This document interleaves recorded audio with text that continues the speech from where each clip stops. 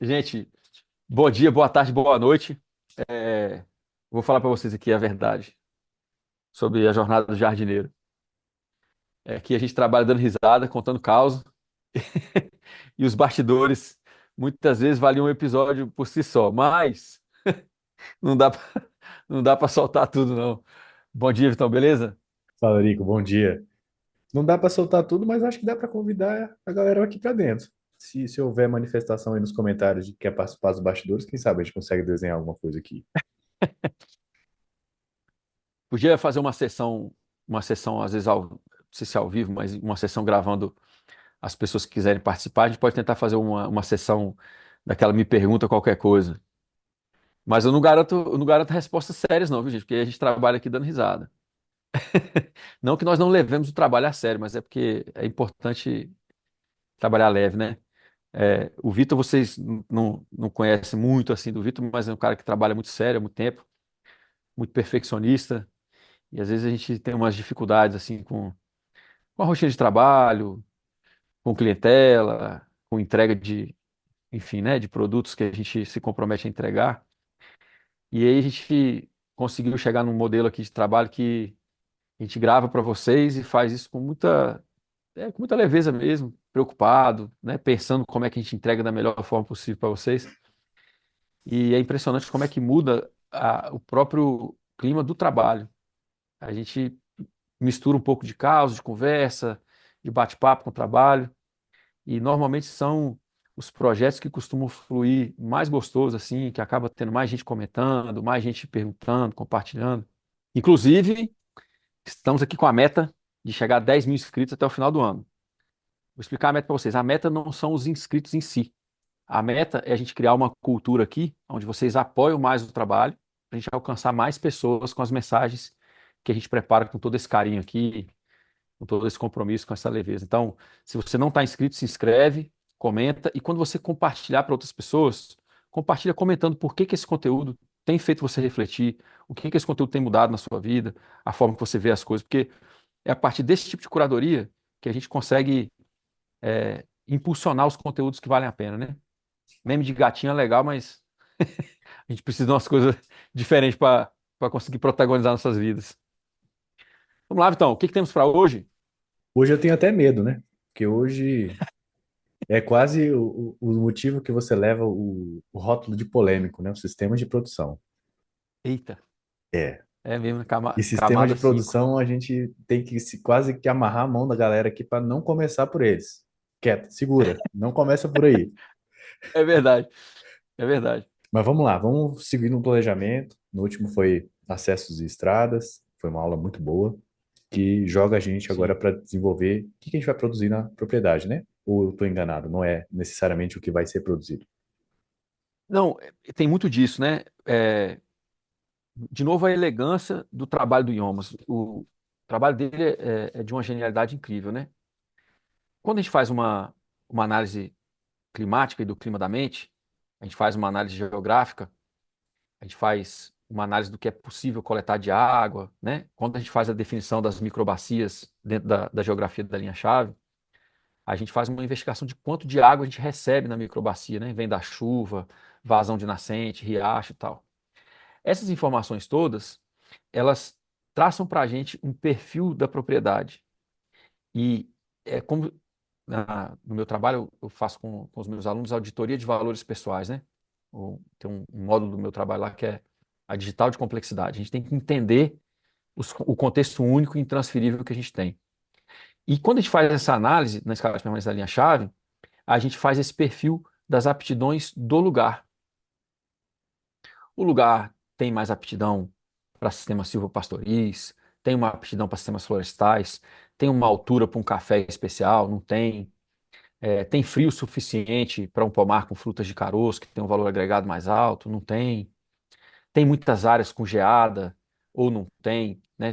Tem um risco de planta. Enfim, as aptidões do lugar, elas vão meio que mostrar para a gente como é que elas se combinam com as nossas vocações.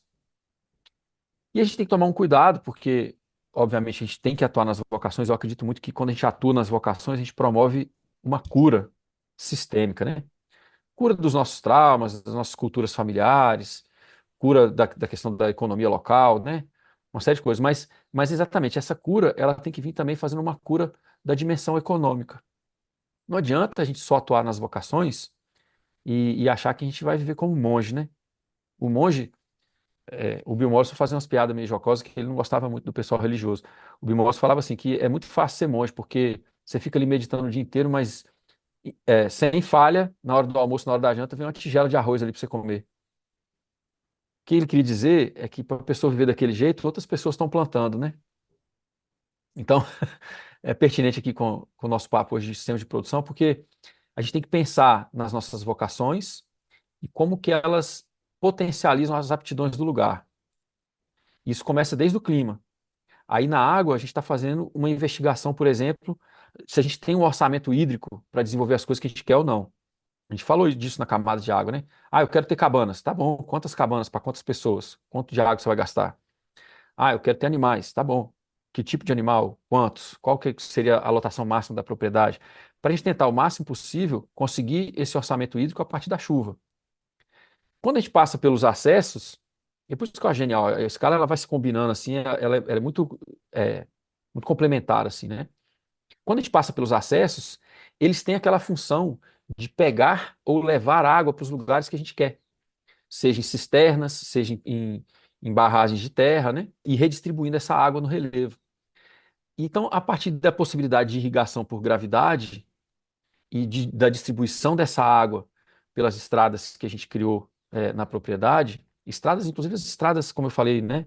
De acesso internas, as trilhas que a gente faz, as de carro, de trator e tal, a gente aumenta muito a possibilidade de que esses sistemas precisem de cada vez menos insumo, porque a gente consegue entregar água ali por gravidade. Então, de certa forma, quando a gente tem no nosso propósito, na nossa ética ecológica, produzir com cada vez menos insumos, inclusive os orgânicos, é importante sim que alguns sistemas de produção estejam alinhados com as estradas. E as estradas têm que ser pensadas para o escoamento desse produto também, como eu falei no episódio passado, né? Carregar peso morro abaixo é sempre mais fácil. Então, os trajetos que você faz na propriedade para fazer coleta, a colheita, para fazer beneficiamento, para sair da propriedade com, sei lá, com um pequeno caminhão, com um caminhão grande, né? A questão dos ônibus, tem propriedades que vão investir em turismo, então a estrada tem que ser boa o suficiente para rodar um ônibus. Então, essa propriedade, desculpa, essa estrada que é boa o suficiente para andar um ônibus, ela aumenta a nossa capacidade de coletar água porque ela é mais larga, ela tem que ser relativamente mais plana, né?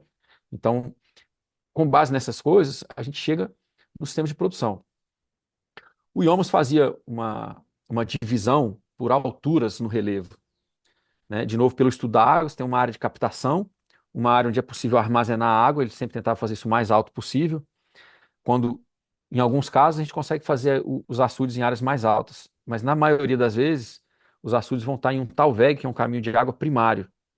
Então, uma área de captação, que é a área de captação daquele talveg, uma barragem de terra no ponto mais alto possível, que é um ponto-chave num talveg primário, e a partir dali ele fazia as barragens do Iomas, elas tinham uma válvula, que não é igual o monge que as pessoas usam majoritariamente no Brasil. Era um cano mesmo, grossão assim de 50 centímetros, que era instalado por baixo da taipa e que tinha uma válvula. E aí, a partir disso, ele conseguia fazer irrigação por gravidade em vários lugares. É possível, com sifão, a gente usar barragens em lugares mais altos e ainda assim irrigar por gravidade. Mas o Iomas gostava muito dessa válvula, porque ele gostava da possibilidade de poder esvaziar um açude no caso de uma emergência com fogo. Então, essas alturas, né? A altura de captação, uma altura no relevo de armazenamento, uma altura de utilização por gravidade e uma altura final, já mais plana, que era de reutilização, onde ele normalmente fazia um açude maior, que é uma área mais plana, o açude fica mais barato, e ele conseguia jogar essa água para cima de novo, para circular ela nos sistemas de produção. Aí, olha que interessante, as estradas, elas carregam água de um lugar para o outro. Então, existe uma possibilidade de irrigação passiva. Então, as estradas podem ser alinhadas com sistemas de produção florestal, por exemplo, como alamedas. As alamedas, ao invés de ser só, igual o pessoal faz aqui no Brasil, né? É brega pra caramba, alameda de Buriti. Eu acho muito brega. Você pode fazer uma alameda florestal, pô. Vários estratos. Você pode ter ali é, o, o IP, por exemplo, de várias cores, mas ele é um emergente. Você pode ter abaixo dele umas frutíferas, você pode ter medicinais, você pode ter arbustivas medicinais ou de frutas silvestres, né? Então, o alinhamento com a estrada, a possibilidade de irrigação por, por gravidade, te dá essa possibilidade de, perto das estradas, você ter alamedas produtivas. Na área de captação, normalmente ele fazia plantios de savana. Vamos supor que você vai fazer ali um reflorestamento de uma área de pasto, alguma coisa assim. Ele não fazia muito adensado, porque essa área de captação, que está aberta, que não está em mata, para você transformar ela numa mata fechada, o retorno no investimento é muito baixo. Você tem que plantar muitas mudas e manejar muito para conseguir fazer aquilo que é produtivo. Mas a partir do lugar onde você tem irrigação por gravidade, aí você tem essa possibilidade de sistemas florestais adensados. E ele normalmente fazia esses sistemas nas matas ciliares, em volta dos açudes, os mais adensados, fazia alamedas também relativamente adensadas, mas muito característico do Iomas, que começou na década de 50 do século passado, ele já tinha estudado o Voisin. O Voisin estava vivo ainda. E o Voisin, as pessoas que no Brasil falam muito do pastoreio racional do Voisin, né? O que pouca gente fala é que o Voisin era extremamente contra o adubo químico. Ele escreveu um livro que chama Gramíneas, Gado e Câncer, é o nome do livro. E por que eu estou citando isso? Porque a partir do Voisin, o Iomas já desenhou sistemas harmonizados com relevo, mas ele já falava em silvopastoril há quase um século atrás. Os silvopastoris são antigos, né? A gente tinha sistemas silvopastoris é, na literatura da Roma antiga, Virgílio, Columela, autores antigos da literatura clássica, assim, de agricultura, mas no momento em que o mundo estava indo para a Revolução Verde, eu digo isso porque ele foi protagonista nesse sentido, né? O mundo estava indo para a Revolução Verde, monocultura, e ele estava trazendo de volta os animais, ou tentando ficar com os animais, integrar os animais com corredores é, florestais produtivos, e tudo isso harmonizado com o relevo. Então, o nosso papo hoje tem a ver com isso que você falou. As estradas, elas ajudam muito a gente a definir aonde que a gente vai colocar o sistema de produção, tipo de densidade, tipo de sistema de produção. É tudo interligado, é muito interessante o trabalho dele. É aqui nessa camada também que eu vejo o tipo de manejo que eu quero ter no sistema de produção, se eu levar em conta que eu também estou vendo escoamento, né, toda essa parte. E aí, quando eu falo manejo, eu me refiro ao manejo específico animal, né, o manejo holístico que você trabalha. É nessa camada? É, o planejamento holístico de pastagens, ou gerenciamento holístico de pastagens, é, ele se torna necessário a partir da gestão, que é no clima da mente, na primeira camada, se você faz uma opção por ter os animais como parte do seu empreendimento. Aí vem a parte que você fala assim, né? Que às vezes as pessoas falam que eu sou polêmico, mas não é uma polêmica, é uma questão de alfabetização ecológica. A maioria das pessoas hoje que trabalha com hortas agroecológicas ou que trabalha com sistemas agroflorestais sucessionais, por exemplo, é muito dependente do adubo orgânico do agro, que não é um adubo orgânico, na verdade é cama de frango do agro. Essa cama de frango, as associações de certificação participativa, até a do Estado, né, que faz a certificação do orgânico, ela aceita que você chame de insumo orgânico a cama de frango do agro se você deixar ela descansando por 6 meses. Supostamente ela passaria por um processo de decomposição e aí e tudo bem usar ela, né? Então, a maioria das pessoas hoje é dependente de insumos externos, subproduto do agro, algumas vezes orgânico, algumas vezes comprado, orgânico comprado. E eu acho que a gente deve integrar os animais nos sistemas para a gente aumentar a autonomia na questão do insumo, né? Do adubo orgânico. Além disso, os animais bem utilizados, eles cumprem funções ecossistêmicas que faz parte do comportamento natural deles e que eu posso colher esse comportamento para melhorar o meu sítio. Aí, de novo, a pergunta específica, né? Se eu vou ter animais ruminantes, no meu caso, eu escolho e ensino que as pessoas usem o gerenciamento holístico de pastagem, porque ele é baseado na simbiose dos animais com o território. Então, as rotações são planejadas levando em conta a qualidade de vida das pessoas que fazem o manejo, levando em conta a saúde do solo, a sucessão das plantas, a genética dos animais, a saúde dos animais e os objetivos econômicos que a gente tem com aquela produção animal. Então, não é uma rotação arbitrária. Ah, eu tenho tantos animais e piquetes de tal e tal tamanho e eu vou rodando assim. Não é isso. Por exemplo, uma área da propriedade que tem ninhos de pássaros no chão em determinada época do ano. E eu quero que aquele pássaro esteja presente na minha propriedade. Então, naquele momento, eu escolho não passar com o gado ali. Por isso que é holístico no sentido de ser integral. Eu consigo colocar o animal aonde eu quero, pelo motivo correto, ou tirar ele de onde eu não quero ele pelo motivo correto, e dar o devido descanso para a área. A outra importância do gerenciamento holístico e a inclusão dos animais nesse sistema que é um sistema que faz esse movimento migratório dos animais dentro da propriedade é que você tem uma área da propriedade ocupada pelos animais de 1 a 3 dias em cada movimento, né? E o resto todinho da propriedade está liberado para a vida silvestre. Pássaros, aí vai de tudo, né? Gambá, onça, tatu, tamanduá. E na medida em que você melhora a biocapacidade da propriedade com os animais de grande porte, outros animais de grande porte da vida silvestre voltam para a propriedade. Então, no meu caso, eu acho necessário a inclusão animal. Claro, depende do tamanho da propriedade, a gente pode discutir isso. Qual animal você usa, para qual tamanho de propriedade, para qual estágio de sucessão. Mas eu acho importante a gente colocar os animais e acho importante eles serem manejados com o gerenciamento holístico de pastagens, exatamente porque ele tem métricas e indicadores sociais, ecológicos e econômicos. Ajuda a gente a saber por que que a gente está colocando o animal, como que a gente usa o animal e como é que a gente maximiza essa simbiose do animal com o nosso ecossistema. Aí as pessoas falam que que é polêmico, porque eu falo, a gente não precisa de menos animais, a gente precisa de mais animais. Sim, Aí, né, as pessoas se incomodam que eu falo também, a gente não precisa comer menos carne, a gente precisa comer mais carne. A gente precisa comer mais carne produzida da maneira correta. E aí as pessoas acham que isso é jocoso, mas não é. É no sentido realmente de soberania alimentar e de capacidade de manejo dos ecossistemas. Veja, a gente soltou o episódio especial das queimadas, né?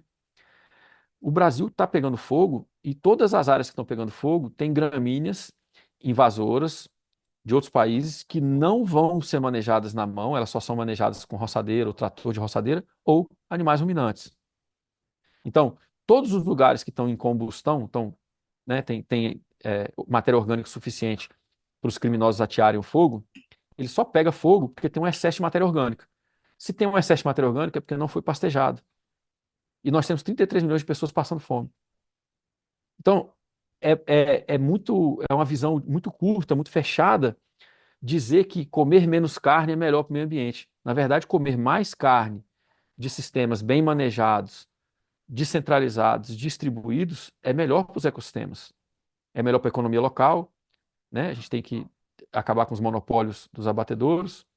É melhor para a saúde das pessoas, uma proteína de mais qualidade, bem nutritiva, e um percentual maior de proteína do que, por exemplo, de alimentos ultraprocessados. Porque o que que as pessoas que têm menos condição financeira fazem? Elas comem muitas calorias vazias. São os ultraprocessados. Como é que a gente remedia a dieta dessas pessoas?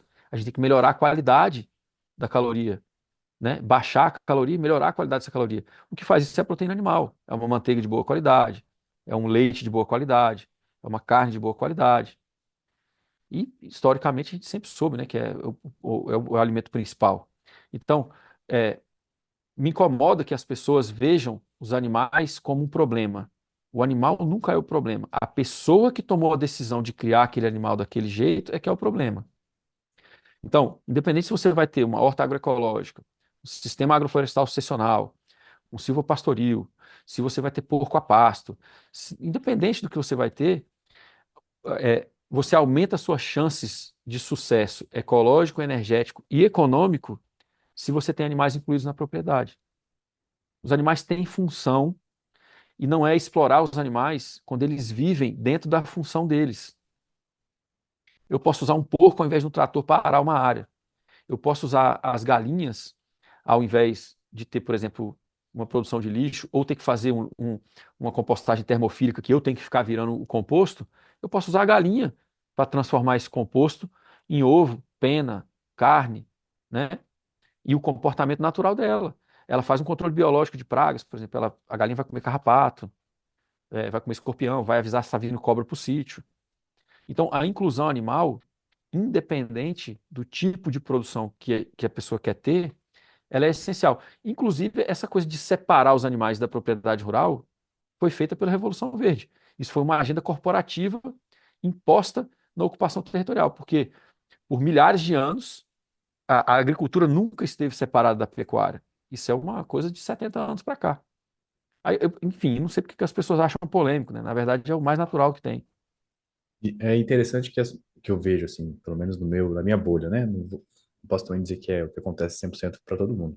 Mas quando eu vejo que a pessoa quer um sistema de produção, o que eu mais vejo é agrofloresta, ou a pessoa quer começar com qualquer medicinal. Eu vejo que vai para a parte vegetal, né? Do plantio. E o que levou você a querer começar um sistema de produção e se definir como produtor, como a produção primária do seu sítio, os ovinos? A carne. Não, vamos lá, tem várias razões. Vamos comentar um pouquinho, né? Bom, as pessoas vão para o plantio porque o plantio ele é muito satisfatório. Você cuidar das plantas e você ver o tempo de sucessão das plantas te coloca muito rapidamente naquele papel de guardião, de guardiã, e entendendo como funciona a sucessão, como funcionam as ligações de benefício mútuo com o solo. Então, o plantar e o cuidar de um sistema florestal, de uma horta, é, é uma imersão muito eficiente, muito rápida e muito gostosa nos processos naturais. Entender as estações, entender o solo, né? Ver o ciclo da planta, desde a semente até o fruto. Enfim, e outra coisa, né? Para as pessoas que não cresceram como eu cresci, com um contato muito íntimo com o rural, elas, se você perde uma muda, dói menos do que quando você perde um animal. Então, quando você parte para a produção com animais integrados, quando você tem o elemento pecuária dentro da sua produção, aumenta a sua responsabilidade porque você se torna responsável pelo bem-estar desses animais. Então, muitas pessoas têm um pouco de receio. Você tem que cuidar dos animais, né? Às vezes tem doença, tem verminose. Você tem que cuidar do sistema para que essas doenças não se manifestem, né? Os animais não ficam doentes por falta de remédio no sangue, né? A doença é um sintoma de um solo desequilibrado, de uma série de desequilíbrios. Então a gente tem que, na verdade, atuar no equilíbrio sistêmico que faz com que a doença desapareça. No meu caso, é, no meu caso, a questão dos ovinos é o seguinte: ao contrário do que as pessoas também pensam, né? Eu gosto muito dos sistemas florestais. E eu tenho uma curiosidade, assim, eu brinco um pouco com a Tereza, né? Que eu tenho uma curiosidade intelectual arqueológica. Eu fico buscando a origem das coisas, eu vou tentando desenterrar o porquê das coisas, né? E, e a gente tem escritos muito antigos, pô, como eu citei aqui hoje, né? O Virgílio e Columela são escritores do Império Romano, de muitos séculos atrás. E nesses escritos, nesses tratados, eles já falavam de manejo agro-silvopastoril. Eles já falavam, por exemplo, de consórcios, né? O Virgílio, por exemplo, tem uma passagem que ele fala, né? Aquele que planta as parreiras nos olivais, quando vier o fogo, vai perder os dois, porque as oliveiras são altamente inflamáveis, né? Então você vê, já tinha esse cuidado com o fogo, né? Você tem que plantar a parreira junto com uma outra planta que não seja uma planta inflamável. Enfim, eu gosto muito dos sistemas florestais, mas eu vejo que no decorrer da nossa história, a gente sempre teve os sistemas florestais fazendo parte do que as pessoas precisavam. Exemplos disso, né? Porco a pasto. O porco de bolota que tem, né, Espanha, Portugal, é um porco que é criado embaixo das florestas de carvalho. De novo, os parreirais, que tinham plantas tutoras, né? Os parreirais antigamente não tinham morão igual a gente tem hoje no arame. Eles eram plantados em outras plantas, né? Então, uma parreira ficava pendurada em outras árvores, que eram as árvores tutoras. Mas só que todos esses sistemas, eles tinham, quando você busca literatura, os animais incluídos, porque a abundância de adubo e a maneira que a gente tinha de criar mais solo era exatamente ter os animais incluídos dentro do manejo. Hoje facilitou muito, porque tem cerca elétrica, o desenho ecológico, a gente já está estudando desenho ecológico há muito tempo, então tem várias maneiras de você montar tudo isso, né? Então, enfim, a resposta é: eu quero os animais porque eles são a parte mais importante da minha nutrição. Então, naquela regra do 80-20, né? Poxa, eu vou produzir um pouco do que eu como. Poxa, mas se eu moro no rural, eu posso produzir o alimento mais importante, que é a carne. Por isso que eu brinquei aqui que é a carne, né? E a carne, para quem está buscando a subsistência também, a viabilidade na subsistência, e é muito importante a gente falar que a subsistência não é pejorativa, ela é um objetivo muito nobre e importante, ela é o que mais custa no mercado. A carne é o alimento mais caro, exatamente porque é o mais nutritivo. Então, nessa regra do 80-20, se eu vou atuar no que eu preciso comer, eu consigo, com 2 canteiros de horta, ter meus temperinhos, né? Uma rocinha bem pequena, eu consigo ter milho e mandioca. É relativamente fácil de fazer isso, bem feito, inclusive. Mas isso não é. Eu não estaria dedicando 20% do meu tempo para 80% da minha nutrição. E, curiosamente, essa dedicação de 20% do tempo para 80% da nutrição, ela se desdobra em possibilidades de empreendimento.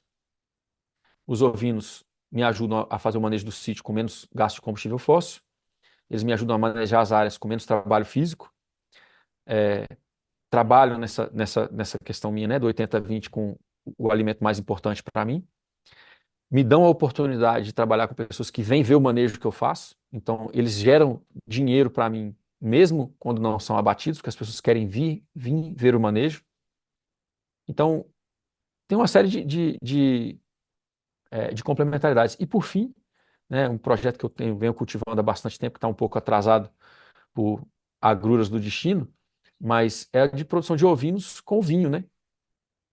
Obviamente que tem uma brincadeira minha com isso também, né? Que as pessoas falam que a gente tem que produzir as coisas que a gente consome. Então eu quero produzir carne e vinho. Perfeito. Uma hora, uma hora eu chego na combinação. E outra coisa também, né? Há muitos anos os ovinos são usados nos pomares e nos parreirais, nesse auxílio de prevenção de pragas, de adubação, de manejo das plantas que poderiam vir a competir com as parreiras, né? Então tem um histórico aí também dos ovinos como animais complementares no manejo de cultivos importantes de pomares e de vinho. Então eu vou mais nessa linha, assim, né? Por isso que. E tem funcionado bem, Vitor, essa questão do empreendimento móvel, né? Eu estou num sítio que não é meu, fiz tudo com cerca elétrica, tenho conseguido adaptar muito bem. Na medida em que a gente consegue fazer arrendamentos de pelo menos 5 anos, você consegue colocar a estrutura de cerca e o manejo fica bem mais fácil. No meu caso agora eu coloco como meta máxima 4 horas por dia de trabalho com eles, né? A questão da tarefa e o trabalho de gestão, né? Se você passa o dia inteiro fazendo tarefa e não tem tempo para gestão, você não vai conseguir ter negócio de sucesso nunca na sua vida. Só que dentro dessa meta, eu tenho conseguido fazer aqui nessa propriedade e não tem cerca perimetral, não tem nenhuma estrutura fixa de cerca. Então, assim, eu tenho um trabalho extra muito grande que eu não vou ter no próximo lugar, onde eu vou montar uma estrutura mínima de. A estrutura de cerca que eu falo não é cercas fixas, é corredores eletrificados a partir dos quais você pode fazer as faixas de pastoreio com muito mais facilidade, né? Você faz ali meia horinha, 1 hora, você muda os animais, analisa todo mundo, dá uma olhada nas placas de estrume, vê o comportamento, vê se eles estão bem, se estão pastejando, se estão ruminando. E, e o bacana é que isso pode ser feito pelo gerenciamento holístico por razões específicas. Por exemplo, eu posso pegar uma área que está com muito mato e colocar os animais ali para baixar o mato para mim. Eu posso pegar uma área que está com erosão e colocar os animais ali para pisotear aquela erosão, estercar e urinar aquela área e colocar, por exemplo, um pouco de semente do o que eu quero que brote ali naquela área, no sal. Eles comem o sal, a semente está no sal, eles vão pisotear, defecar e urinar uma área, e aí vai curar, né, vai sarar um pouquinho daquele corte que fica da ravina ou da vossoroca, e aí eu cerco aquela área e deixo aquelas plantas terem um tempo de sucessão é, mais longo, né? deixa as plantas maturarem assim. Aí eu analiso de novo se eu coloco os animais ali ou não. Então, eu consigo usar os animais para combater erosão, eu consigo usar os animais para diminuir plantas invasoras que eu não quero. Enfim, tem muitas possibilidades. E é muito triste que as pessoas vejam os animais sempre como problema. O problema não é o animal, o problema é o burro que tomou a decisão pelo animal. Eu sempre falo isso. Pessoa reducionista que só pensou no dinheiro, ou a pessoa que não tem alfabetização ecológica, a pessoa preguiçosa que não quer fazer um manejo diário dos animais, né? Não tem nada muito polêmico nisso. É uma questão realmente de alfabetização ecológica.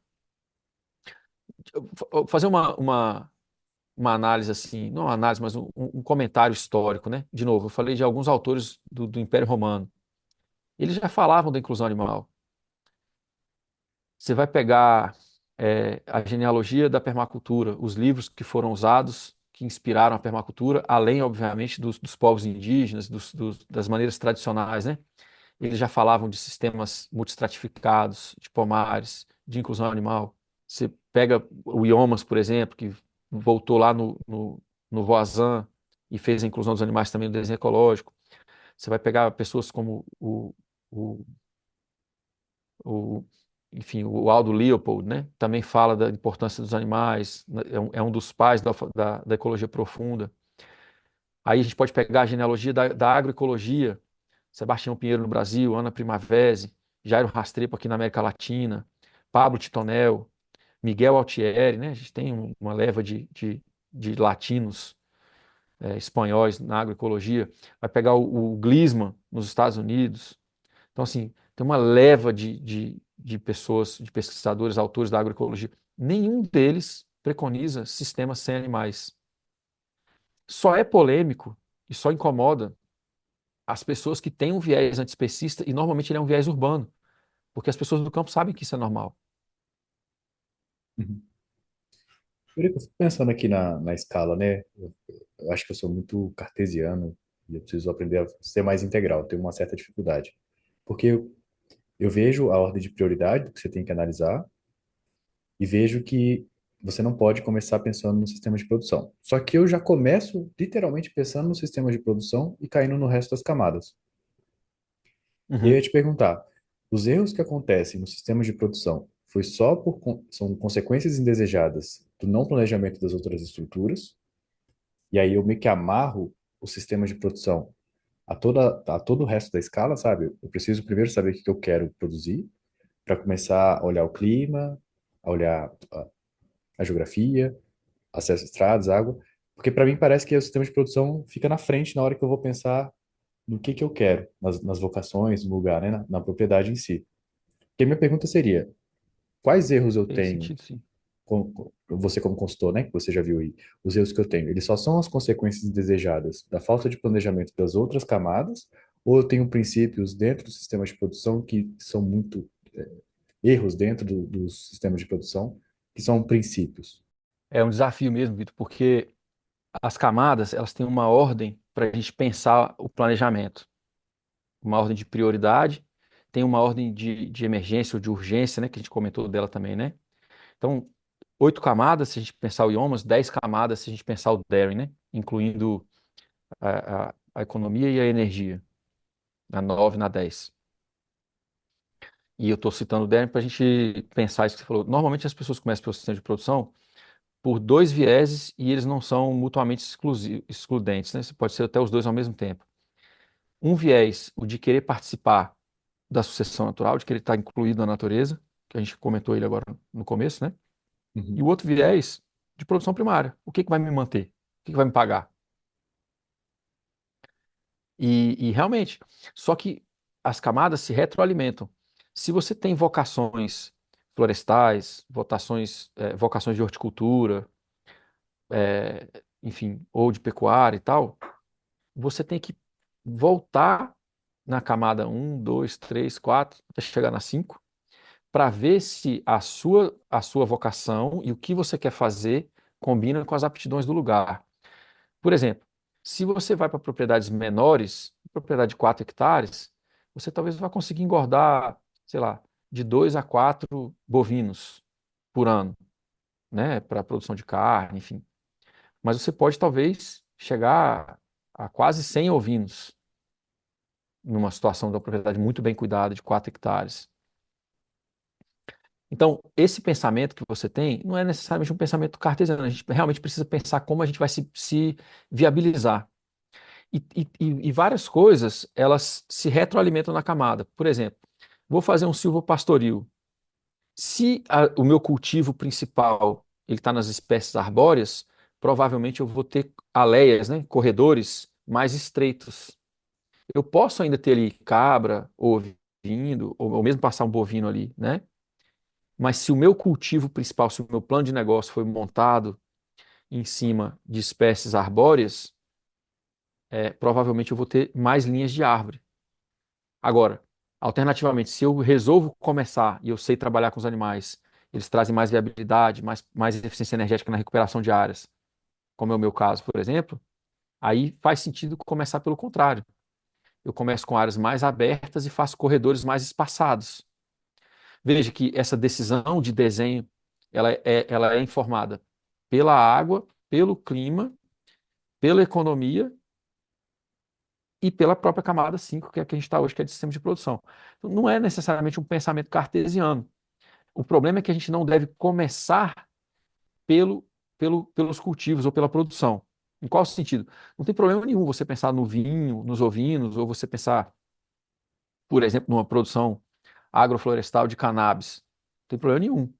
Mas você tem que voltar na análise climática para ver se aquilo combina com o clima da região, voltar no clima da mente, que é o contexto holístico, né, a estrutura de gestão do empreendimento todo, ver se aquele plano de negócio, aquela vocação e aquela vontade tem uma viabilidade, tem um plano de negócio viável, se você tem um orçamento hídrico para desenvolver, aonde você precisa colocar estradas para você poder viabilizar, né, o trabalho em torno daquele empreendimento. E aí é isso, né? Por exemplo, a partir disso a gente já vai pensar nas edificações, tanto as edificações de beneficiamento quanto as edificações de moradia. Então, faz sentido sim isso que você está colocando. E não é necessariamente cartesiano. Não é que a gente não pensa no que a gente vai produzir até a gente ter feito as outras coisas. É que essas coisas elas vão se retroalimentando num pensamento sistêmico na medida em que você vai planejando. Por isso que é importante a gente fazer essa investigação de valores pessoais e ter o contexto holístico lá na primeira camada, para você ver se os empreendimentos vêm para amparar a vida que você quer levar. Porque se você faz o contrário, que é isso que você estava pensando aí, né? E estruturou a pergunta em cima disso, e muita gente faz assim, a propriedade fica subjugada à lógica daquele sistema de produção. E aí entra as consequências indesejadas que você está falando. A pessoa, em vez de ter um território, né, uma propriedade, uma base ecológica, a partir da qual ela cria empreendimentos diferentes para manter a vida que ela quer ter, para cuidar daquele ecossistema com a saúde ecológica que a pessoa quer e ter uma saúde econômica também em cima daquela base territorial, quando ela pensa exclusivamente só no sistema de produção, a propriedade vira o sistema de produção. Mas essa inversão, ela vai para a vida das pessoas também. Ah, eu tenho uma lavoura de soja. Então o cara é sojeiro, e a função dele é pegar de empréstimo com o banco, usar agrotóxicos e plantar soja todo ano, né? E ele vai ter baixa qualidade de vida, exposto ao veneno, etc, etc, né? Ah, eu tenho uma propriedade agroflorestal. Você definiu o que é a propriedade agroflorestal. Você criou um viés que exclui os animais, vai dar mais mão de obra para as pessoas, porque as pessoas vão ter que compensar, né, a falta dos serviços ecossistêmicos prestados pelos animais, e você vai se limitar a talvez não enxergar outros empreendimentos, porque você viu a propriedade prioritariamente como sistema florestal. A gente tem, de novo, né, na biodinâmica, fala que é um organismo agrícola, tem vários órgãos, tem que ter uma diversidade de produção ali dentro e tem que ser enxergado como um organismo complexo.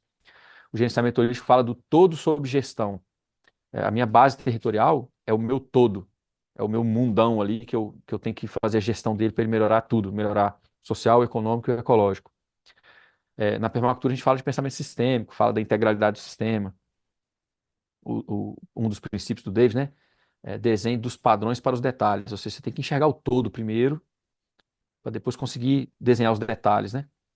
Então, essa necessidade da gente enxergar o todo, ela tem apoio em várias pessoas que pensam a ocupação territorial pelo desenho ecológico, pelo planejamento, pela gestão holística.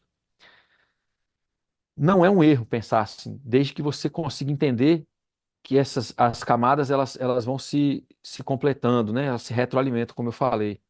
Agora, se a pessoa olha só para o sistema de produção, ela vai ter um monte de efeito colateral, porque a vida dela vai ficar subjugada àquele sistema, né? Do mesmo jeito que um virou sojeiro, o outro vai virar agroflorestor. E ele está amarrado com isso, ele é agroflorestor. E a gente não é o que a gente faz. Isso é uma limitação, né? Eu não sou só o que eu faço. Eu não sou um bom exemplo disso, porque eu já fiz muita coisa diferente da minha vida, né? Minha vida enfim, educação física, capoeira, trapézio voador, sociologia, desenho ecológico, né? É muita coisa diferente. Talvez por isso eu tenha essa facilidade de entender que eu não sou o que eu faço. Eu sou um ser muito mais complexo do que simplesmente o que eu faço para me viabilizar. E a propriedade, igualmente, é muito mais complexa do que só um sistema de produção que gera a base econômica para a gente manter ela. Não, não é uma dúvida cartesiana, não. Mas realmente a escala ajuda muito a gente pensar tudo antes, né? Ou talvez não seja antes, é ao mesmo tempo. Faz sentido. A gente está indo para o final do episódio e, se eu não me engano, aula que vem, estrutura, certo? A hora que vem edificações. Então, a partir desse pensamento agora do sistema de produção, eu começo a ver os investimentos que eu vou precisar fazer tanto para sistema de produção quanto para moradia. De novo, né? As camadas se retroalimentam. Na medida em que a gente define o tamanho da nossa propriedade, ou que a gente, né, se ela cresceu ali, herdou, comprou, seja lá o que for, né? A gente tem essas coisas que eu coloco que andam muito. É importante a gente entender quando a gente fala de sistema de produção. Na propriedade, você vai ter várias áreas diferentes. Essas áreas vão ter, talvez, estágios de sucessão diferentes. É muito importante a gente combinar o tipo de plantio, o tipo de animais, o tipo de empreendimento que a gente faz com o estágio de sucessão e com a visão de futuro que a gente tem dessa sucessão ecológica da propriedade. Então, é muito importante isso. Mas como as camadas se retroalimentam, na medida em que a gente fez esse exercício agora, por exemplo, de pensar alguns possíveis empreendimentos em produção primária, e lembrando aqui, né, essa camada a gente pode avaliar dentro dela produções que não são produções primárias. A gente pode colocar aqui dentro, por exemplo, a possibilidade de uma escola, de dias de visita, de campo, de turismo, né? Ao pensar um plano de negócio com base na escala de permanência, nos sistemas de produção, eu também coloco os serviços que eu posso prestar. É importante a gente colocar isso ali. Mas pensando aqui, que a sua provocação foi mais no sentido de produção primária, né? Pensando como a camada se retroalimenta, eu tenho que ter pensado as minhas vocações, as aptidões do terreno, e eu pensei algumas possibilidades de negócio. Esses negócios, invariavelmente, precisam ter baixo custo, baixo risco, um alto retorno no investimento energético e econômico colocado neles. Nesse sentido, é muito importante o planejamento das edificações. Por quê? Sem o beneficiamento dos produtos, a gente diminui muito a nossa margem de lucro. Na agricultura, a gente lida com três riscos maiores: a dívida, a sazonalidade e a falta de domínio sobre o preço final, né? A variação de preço. Às vezes o mercado muda, baixa do dólar, alta do dólar, escassez de insumos por causa da guerra na Ucrânia, seja lá o que for, né? Então a variação de preço às vezes tira a gente, dificulta muito para a gente. Então, quando a gente planeja os negócios de produção primária, é importante a gente ter o planejamento de autossuficiência, porque a autossuficiência faz a gente gastar menos dinheiro. É importante a gente pensar produtos e serviços rentáveis no empreendimento que desdobrem a partir dessa intimidade nossa com o território e com o nosso sistema alimentar, porque eles geram para a gente possibilidade de clientela imediata com valor agregado. Aí a gente mitiga o risco da dívida, por quê? Porque a gente começa baixo custo e baixo risco. A gente mitiga a sazonalidade porque a gente tem uma pequena diversidade de empreendimentos dentro da propriedade que pulsam em épocas diferentes do ano. E a variação de preço de mercado, a gente mitiga ela adotando a venda direta e a gente mitiga ela adotando o valor agregado, tempo de prateleira, né? E baixando o custo dos nossos sistemas de produção. Quanto mais baixo o custo for o meu sistema de produção, menos a variação do preço final impacta a minha sobrevivência. importante a gente ter um fluxo de caixa e uma condição de dois, né, pelo menos 2, 3 anos aí, para você não começar e já começar argolado, né? Então, de tudo isso que eu estou falando, as edificações elas são muito importantes, porque elas trazem essa possibilidade de beneficiamento. Ao invés de vender produto in natura, eu tenho produtos que têm tempo de prateleira, que têm valor agregado e que são. É importante também que esses produtos sejam uma representação, sejam uma expressão do casamento das minhas vocações com as aptidões do lugar. O meu produto, ele tem que ser resultado do meu contexto, da minha digital de complexidade, que são únicos. O meu produto precisa ser único, porque você não tem competidor. Se você for produzir um café especial, tudo bem, você tem outras pessoas produzindo café especial, mas o seu tem que ter uma história, um sabor, um aroma e criar uma relação com seus clientes que seja única, porque eles não estão comprando o seu café, eles estão comprando a participação no sucesso do seu propósito. Eles estão vibrando junto com você. E isso vai para todas as áreas. Você vai trabalhar com medicinais, é isso. Você vai trabalhar com carne, com beneficiamento, inclusive de carne, né? Presunto, charcutaria, enfim, beneficiamento de várias maneiras que a gente pode fazer o beneficiamento da carne. Também é a mesma coisa. A pessoa não está comprando ali um produto, ela está participando da sua história e ela está experimentando um produto que coloca ela dentro da sua propriedade, que tem características climáticas, de vocação, de cultura, de solo, que são únicas. O francês chama de terroir, né? Então, esse conjunto cultural, geográfico, climático, geológico, o seu produto vai ser único. O nosso dever e as edificações são uma maneira da gente fazer isso. O nosso dever é revelar essas características únicas. Você não tem competidor depois disso. Você só tem apoiadores. Também você não tem consumidores. Você também não tem clientes. Você tem uma rede de pessoas que te viabiliza e que participa do seu sucesso. E elas experimentam a sua propriedade ao consumir o seu leite, o seu café, enfim, o seu produto, né? É um jeito diferente de olhar. As edificações, elas são muito importantes nesse sentido. E elas não precisam ser necessariamente caras, a gente pode falar, vai falar disso no próximo episódio. Mas as edificações, elas são os laboratórios de alquimia, onde a gente torna essa expressão, né? Pode ser cannabis, pode ser óleo, pode, né? Pode ser o CBD, pode ser o óleo de THC, né? O que que tem ali que é único? O que que tem ali que é a sua cara, que é né, a sua região? O que que a pessoa experimenta quando ela prova aquilo ali, né? A gente pode olhar para as edificações, parte delas, né? A moradia, a gente tem a moradia, tem as edificações funcionais, as edificações de manejo e tal. Mas as edificações de beneficiamento, a gente tem que olhar para elas como laboratórios alquímicos, né? Que revelam essas características únicas do seu produto, que por sua vez revela características únicas do seu contexto, da sua digital de complexidade. E isso faz com que você tenha um sucesso que não é um sucesso econômico. Ele é um sucesso cultural, biorregional, ecológico, energético. É importante a gente conseguir beneficiar, né? 3 aulas dentro de uma aula, muito bom. Muita coisa para processar. Você tem que ter um caderninho aqui, anotar e passar de novo as anotações, porque é bastante conteúdo, é muita sacada. Você passa, você meio que abre a cabeça da gente assim, coloca um monte de informação e você fica ali fermentando depois. Mas, de qualquer forma, obrigado, Eurico, pelo tempo e a gente se vê no próximo episódio. Vitor, agradecer aqui você não só o trabalho que você faz aqui ligando a audiência de novo, né? Que você tem feito isso muito bem, mas agradecer aqui a leveza que a gente toca as coisas, enfim, né? O trabalho que a gente vem fazendo bem gostoso. Essa questão da sobrecarga de informação é muito importante que as pessoas entendam o seguinte: se você se inspirou, você tem que dar o primeiro passo. Porque se você fica na parálise por análise, querendo ser especialista de tudo antes de dar o primeiro passo, as informações, os contatos, as oportunidades, elas não se revelam. A gente tem que ter a coragem de dar o primeiro passo.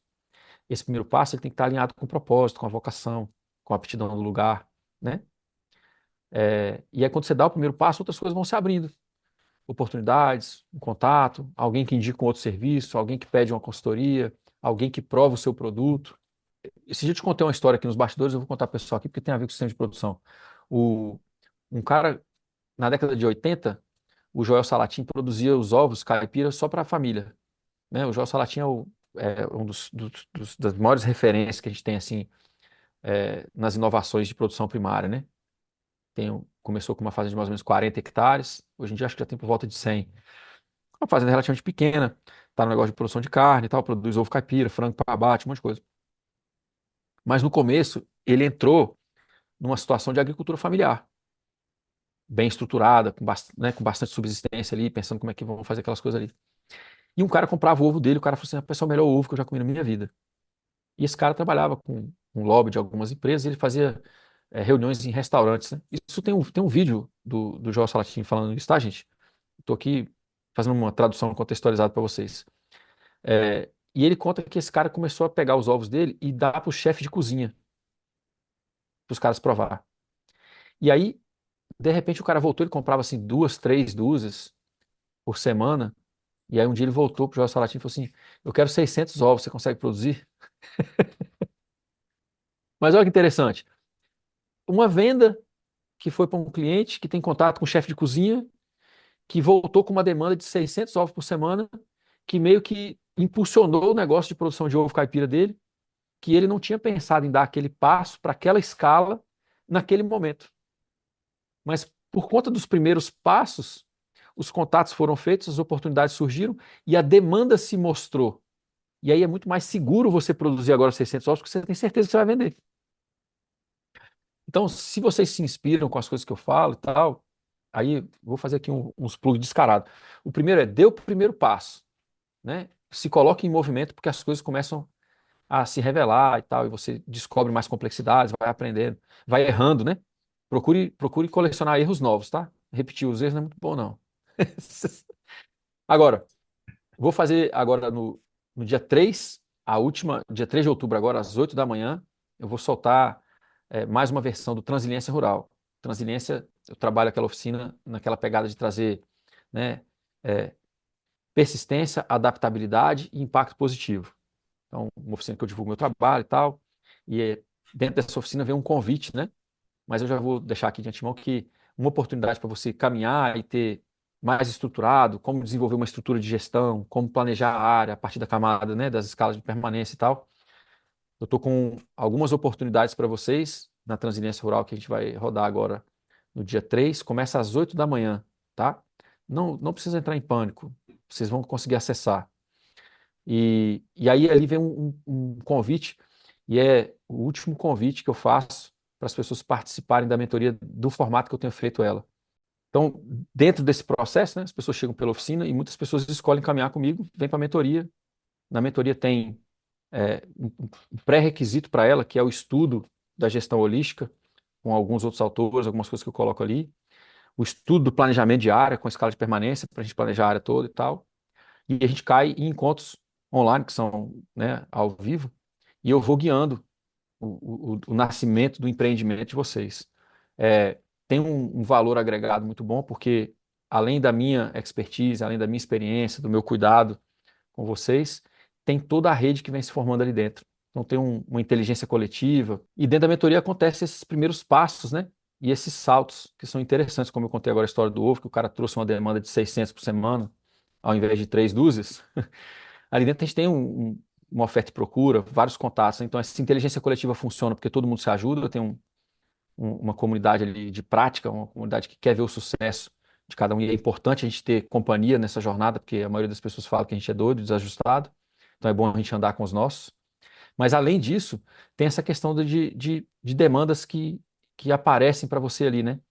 Uma pessoa que trabalha com, enfim, com arte gráfica, com identidade visual, você que precisa de uma marca mais elaborada, e essas coisas vão se dando ali dentro. Pessoas que trabalham com arquitetura, pessoas que trabalham com agronomia, e aí, na medida em que a gente precisa de profissionais capacitados para desenvolver os nossos projetos, a gente tem profissionais que entendem a importância de um contexto holístico, tem profissionais que entendem a importância da ética ecológica. Então, ali dentro já tem, né, uma rede de apoio para que a gente desenvolva os projetos alinhados com essas coisas que eu trago, né, da gestão holística, da ética ecológica, do empreendimento de baixo risco, baixo custo. Tem uma série de questões ali. Então, no dia 3 de outubro, às 8 da manhã, não percam. Se inscrevam na minha mala direta também para você receber as coisas. Se inscrevam aqui no canal e a gente tem aí essa oportunidade. eu estou mudando, né, o jeito que essa mentoria funciona. Então, essa é a última turma que eu vou fazer nesse formato, e depois eu vou ter umas mudanças e vou trabalhar com pessoas com um tino um pouquinho diferente. Eu tô criando uma coisa diferente aí que vocês vão gostar. É, coisas para pessoas que realmente têm ética ecológica e que realmente querem se fixar no campo com vidas dignas, mas que sabem da necessidade de fazer isso cuidando muito bem da dimensão do empreendimento. Então, eu estou colocando mais meu tempo nessa outra, vamos dizer assim, nessa outra área aqui, nesse outro empreendimento que eu tenho dentro do meu território aqui de, de digital com vocês. Então, não percam essa oportunidade, que as coisas vão mudar e essa vai ser muito boa. E a gente vai seguindo aqui. Antes desse, a gente fez um episódio especial sobre as queimadas. Eu peço que vocês compartilhem esse conteúdo com outras pessoas. É uma aula fechada que eu fiz para a mentoria, inclusive, por isso que eu lembrei disso, e que eu resolvi abrir porque ela é um serviço de utilidade pública. A gente não pôde soltar todo o material, a gente teve 3 horas de reunião, mas alguns casos muito específicos que a gente não pode compartilhar abertamente aqui na rede. Mas pessoas que, por exemplo, tiveram que combater o fogo enquanto as autoridades não combatiam, pessoas que foram chamadas pela prefeitura para ajudar nas queimadas sem que a prefeitura nunca tenha investido no conhecimento, no treinamento delas, pessoas que tiveram que combater fogo entre parentes e ao invés da família se unir, a família está passando por dificuldades e se rompendo porque as pessoas não tiveram uma parceria no enfrentamento da catástrofe. Então não dá para a gente compartilhar tudo, né? Mas eu deixei a primeira parte da aula aqui para vocês e peço que vocês compartilhem, que vocês se inscrevam, enviem para outras pessoas, porque nós precisamos protagonizar as mudanças. A rapidez que a gente precisa que essas mudanças aconteçam não virá de poderes centrais, porque demora muito para chegar, né? A burocracia é muito longa. Então a gente precisa conseguir empreender soluções, inclusive sobre as queimadas, e essa aula foi muito importante nesse sentido. Então eu peço que vocês compartilhem. Meus queridos, um abraço, muito obrigado, até a próxima. Valeu, Vitão.